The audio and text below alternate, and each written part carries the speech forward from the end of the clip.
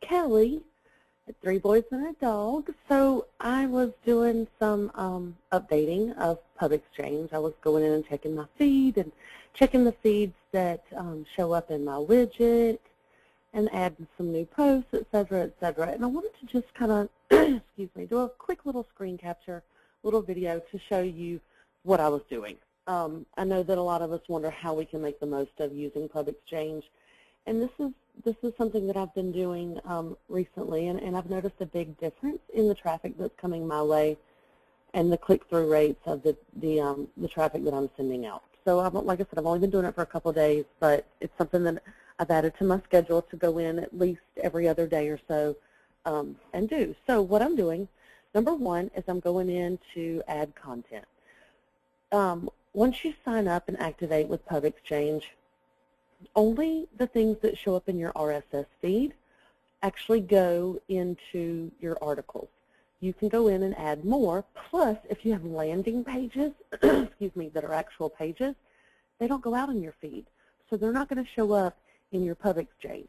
So one thing that I did is I went in and I added some of my landing pages that are super popular because I want those to show up. So that was number one. Then I went in and I have a lot of traffic to old posts that aren't showing up in my PubExchange. So this is just today. I just have today pulled up. But for example, I went into these top 10 and only, actually, I don't think any of these are in my PubExchange. So I just started pulling the URL. So you can see I did this fun road trip ideas for kids. So there it is right there. It's now available to my partners. You don't have to back out. If you go to dashboards, and all this will pop up on the left, go to your content, add content. Super simple. So then I'm just going to show you real quick. So I'm in my analytics. I'm going to the next post. This one might actually be in there. If it's in there already, it won't duplicate it. So that makes it pretty easy, and I've tested that just to make sure. So I just push the little arrow button right there in Google Analytics, this little thing, this little box, grab my URL, go over here to PubExchange, type it in, and click Add.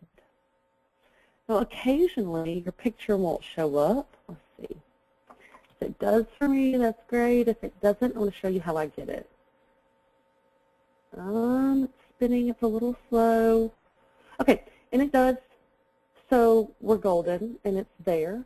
Or you can edit. And a lot of people are like, how do I get my thumbnail? Well, little tidbit of information here. If you go into your blog dashboard and you go to Media Library, and you have, it shows you your pictures. If you, and this is only with Windows, with a PC, I don't know what you need to do on a Mac because I don't have a Mac. But if you just right-click that little picture, you can copy your image URL. And I want to show you, so let me get a new little blank thing here. I want to show you what popped up there for me. Look, so the URL that popped up for me is my image, but it's that 150 by 150, which is the ideal size for PubExchange. So you can just go into your media file right there, just right-click on it, and copy image URL. Super simple. Now you have your image. When you edit your article, let me show you. There's your thumbnail, the place to put your thumbnail. You can change your description, whatever, whatever. Easy peasy. Okay, so that's one thing I'm doing. Another thing I'm doing is I'm going in here to recommend content, and I have deals that come out. I have seasonal things that come out.